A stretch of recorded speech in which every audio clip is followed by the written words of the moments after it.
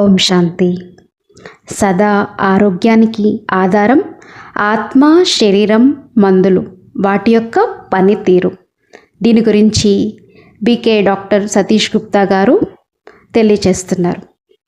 స్వస్థత అనగా ఆరోగ్యంగా, ఆనందంగా ఉండటం, ఏ జబ్బులు లేకపోవటం. స్వస్థత అన్న పదాన్ని స్వ ప్లస్ స్థితి అని 2 పదములుగా రాయవచ్చును. స్వ అనగా మన అసలు స్వరూపం.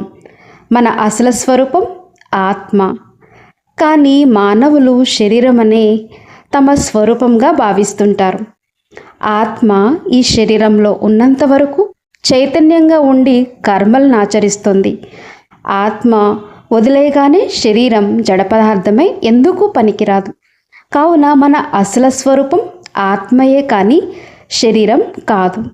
నేను శరీరమను భావనలో ఉండుటను దేహ అభిమాన స్థితి అంటారు.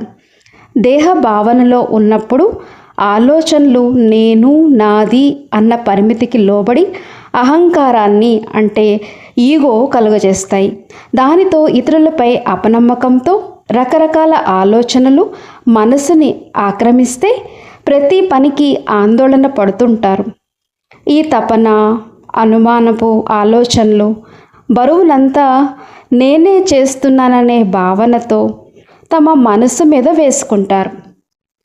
ఈ అధిక భారాన్ని మొయ్యలేక గుండెపోటు, హార్ట్ అటాక్, రక్తపోటు, బ్లడ్ ప్రెషర్ లేక మరో మానసిక రుగ్మతల బారిన పడుతూ ఉంటారు. గుండెతో పాటు శరీరం కూడా ఈ అధిక ఒత్తిడికి తట్టుకోలేక మధుమేహం, కడుపులో అల్సర్లు, దృష్టి లోపాలు, జుట్టు తెల్లపడడం, చిన్న వయసులోనే ముదిమి లోపాలు రావటం వంటి జబ్బుల పాలవుతారు. అంతేకాక నేను అనుకోగానే అహంకారం, నాది అనుకోగానే మోహం, లోభం, ఆసక్తి కలుగుతాయి. కామము, క్రోధము లాంటి వికారాలు కూడా ఈ నేను, నాది అన్న అహం భావం వల్లనే ఉత్పత్తి అవుతున్నాయి. అలాంటి వారిని పెద్దల్ని చూసి భయము, అలాంటి వారికి సాటి వారితో విరోధము, చిన్నవారి మీద కోపము కలుగుతుంది. నాకది కావాలి, అది నా ఇష్టం, నా స్వభావం, ఇలానే ఉండాలి అనే కోరికలు పెరుగుతాయి.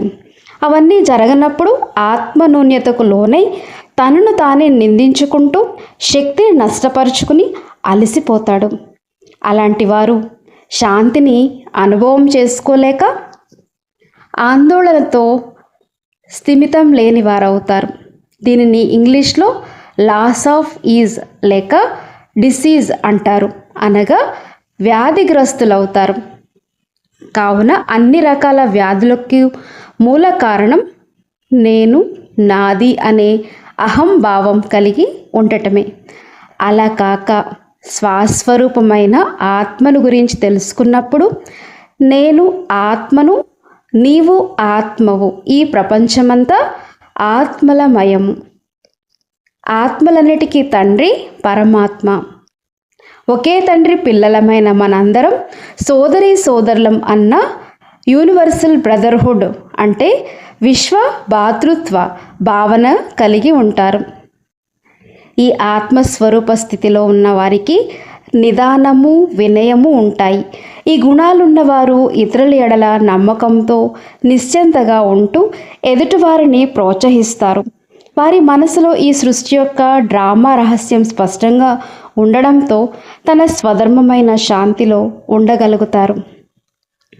కొలిమి వద్ద పనిచేసే వారికి వేడిని భరించగల శక్తి, సముద్ర తీరాన నివసించే వారికి చలుగాలను తట్టుకునే శక్తి స్వతహాగానే అంటే పరిస్థితులను బట్టి గుణాలు అలవరుచుకున్నట్లు వచ్చినట్లే. ఆత్మిక స్థితిలో ఉన్నవారికి ఆత్మ యొక్క 7 గుణాలైన జ్ఞానము, పవిత్రత, శాంతి, ప్రేమ, సుఖము, ఆనందము మరియు శక్తులు స్వతహాగా కలిగి ఉంటారు. ఈ గుణాలున్నవారు శాంతిగా, ఆనందంగా, సంపూర్ణ ఆరోగ్యంగా కూడా ఉండగలరు. ఈ ఆధునిక యుగంలో వైద్యులు, వైద్య విధానాలు, వాటిపై ఖర్చులు అపరిమితంగా పెరిగిపోతున్నప్పటికీ జబ్బులు తగ్గుముఖం కాక పెరుగుతూనే ఉన్నాయి. కారణం రకరకాల మందులు, టాబ్లెట్స్, క్యాప్సూల్స్, ఇంజెక్షన్స్ అన్నీ జడ పదార్థమైన శరీరానికే వేస్తున్నారు. ఆత్మకు మందులు, ఇంజెక్షన్లు, ఆపరేషన్లు ఏమీ లేవు. 1960లో 2% ఉన్న అధిక రక్తపోటు ఈ రోజుల్లో 30% మందికి ఉంది.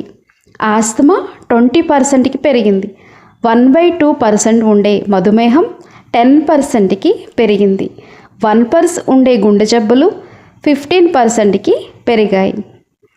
డాక్టర్ల అంచనాల ప్రకారం ఇదే రేటులో పెరిగితే 2020 నాటికి ప్రపంచంలోని ప్రతి 3వ వ్యక్తికి గుండె జబ్బు ఉంటుందంట. కొత్త జబ్బులు వస్తున్నాయి. అందులో ఎయిడ్స్ ఒకటి.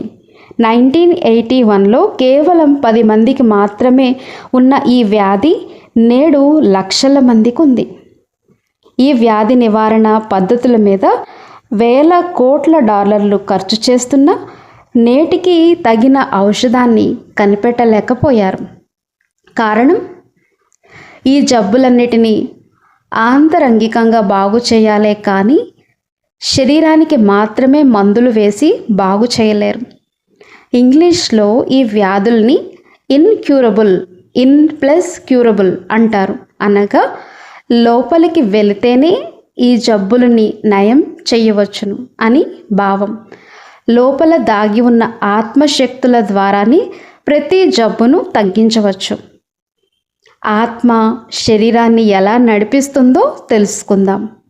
శరీరమునకి రూపం కానీ ఆత్మకు రూపం లేనట్లుగానే గర్భంలోని శిశువుకు 5 నెలలు వచ్చేంత వరకు, అనగా ఆత్మ ప్రవేశించనంత వరకు శిశువులన్నీ ఒకే రూపంలో ఉంటాయని, ఆత్మ ప్రవేశించిన తదుపరి ఆత్మ తనతో తెచ్చుకున్న సంస్కారాలు, మనస్సు, బుద్ధితో పాటు 7 గుణాల పరిమితిని అనుసరించి రూపము, ముఖము, అవయవాలు ఏర్పరచుకుంటుందని పరిశోధనల ద్వారా తెలిసింది.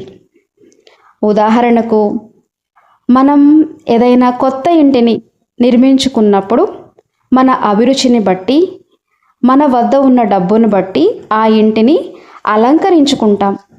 అలానే ప్రవేశించిన ఆత్మధారణ చేసిన గుణాల పరిణితిని బట్టి శారీరక ఆకృతిని, అంటే అవయవాలు, స్వభావము నూతన శిశువు పొందుతుంది. మానవులందరూ ఒకేలా ఉండక వేరువేరు స్వభావంలో వారి గుణాలు వేరుగా ఉండుటకు కారణం ఇదే. ఆత్మ గుణాలు ఒక్కొక్కటి ఒక్కొక్క అవయవం మీద ప్రభావం చూపుతూ ఉంటాయి. వాటి గురించి విపులీకరిద్దాము. అయితే మొదటగా జ్ఞానము. ఆత్మలో జ్ఞానధారణ తక్కువగా ఉంటే పుట్టుకతోనే మందబుద్ధి అయి జ్ఞాపకశక్తి తక్కువగా ఉంటుంది. మెదడు ప్రభావం శారీరక అవయవాలన్నిటి మీద ఉంటుంది. కాలు మీద చీమ కుట్టిన వెంటనే ఏదో కుడుతున్నదని మెదడు ద్వారా తెలుసుకుంటాం.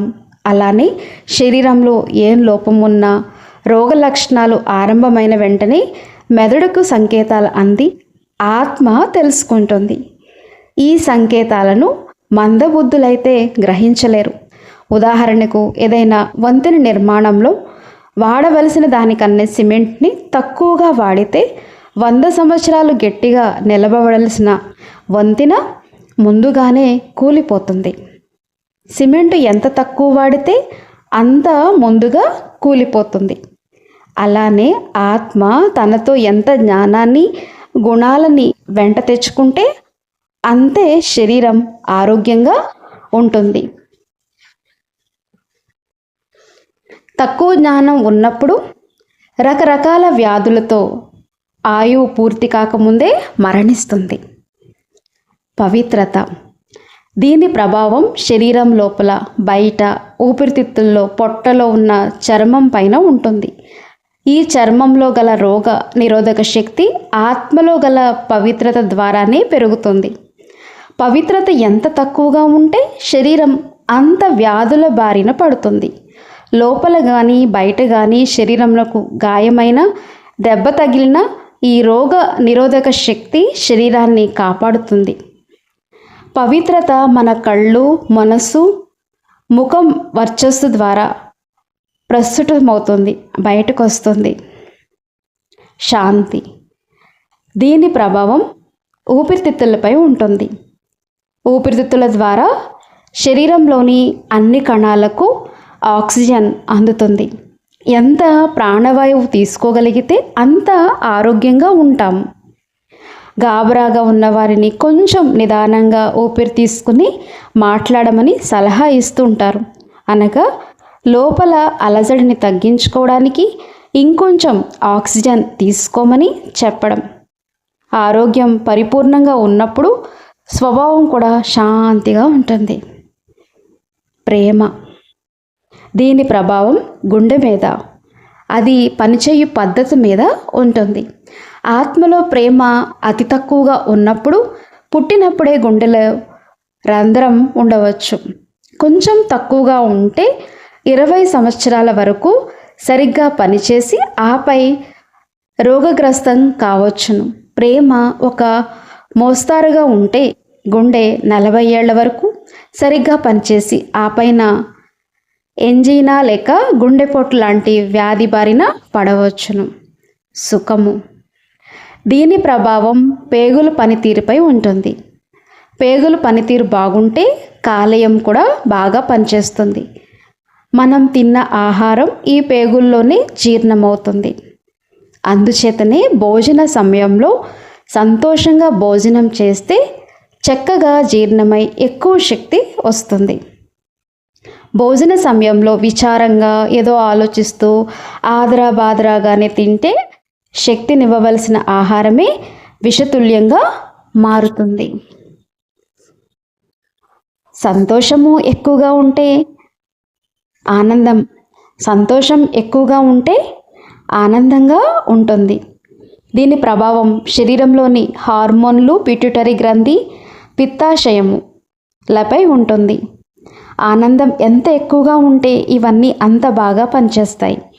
ఈ ఆనందం వస్తువులు, వైభవాలు, దేహ సంబంధాల వలన ఉన్నతమైన ఆత్మిక ఆనందం దొరకదు. ఇది ఉన్నతమైన ధ్యాన యోగముల ద్వారానే ప్రాప్తిస్తుంది. ఆనందం అత్యంత ఉన్నతమైన స్థితి. అందుచేతనే దీనికి సరైన వ్యతిరేక పదం కూడా లేదు.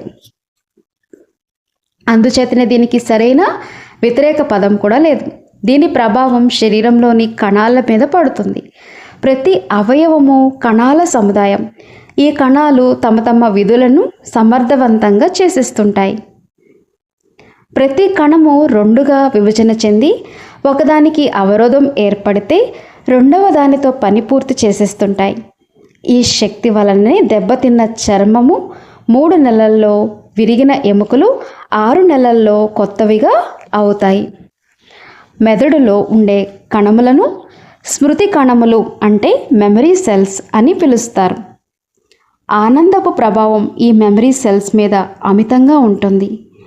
ఆనందం తగ్గిపోవడానికి కారణం పరమానంద మూర్తి అయిన పరమాత్మతో మన సంబంధాన్ని మర్చిపోవటమే అనవచ్చును.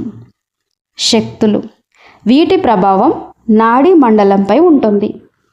ఆత్మలోని ఈ శక్తుల పరిమితిని బట్టి నాడీ మండల వ్యవస్థ నిర్మితమవుతుంది. మాంసము, ఎముకలతో మానవ శరీరం నిర్మితమైనప్పటికీ నాడీ మండల వ్యవస్థ ద్వారా సహనశక్తి, ఎదుర్కొనే శక్తి, పరిశీలన శక్తి మొదలగు శక్తులు సంక్రమిస్తాయి. ఆత్మలో శక్తులు తక్కువగా ఉన్నచో తరచూ తలనొప్పులు, కీళ్ళ నొప్పులు లాంటివి వస్తూ ఉంటాయి. ఈ 7 గుణాలు శరీర నిర్మాణానికి, మనుగడకు సహకరిస్తుంటాయి. మనసు ద్వారా ఈ 7 గుణాలు కావలసినప్పుడు కావలసిన చోటికి వెళ్తుంటాయి. మనసుని సూక్ష్మ శరీరం అని కూడా అనవచ్చు. మనసు గుణాలు 4 క్రియల ద్వారా ప్రకటితమవుతాయి. వాటిని ఇంగ్లీష్లో TEAM అని అంటారు. అవి ఆలోచనలు, థాట్స్, భావనలు, ఎమోషన్స్, ప్రవృత్తి, యాటిట్యూడ్, స్మృతి, మెమరీ. ఉదాహరణకు జీవితంలో శాంతిని కోరుకుంటే శాంతయుతమైన ఆలోచనలు, భావనలు, ప్రవృత్తులు స్మృతి ద్వారానే పొందగలరు. ఈ 4 క్రియల్లో ఏదో ఒక క్రియ లోపించినచో దానికి సంబంధించిన అవయవం సరిగ్గా పనిచేయదు.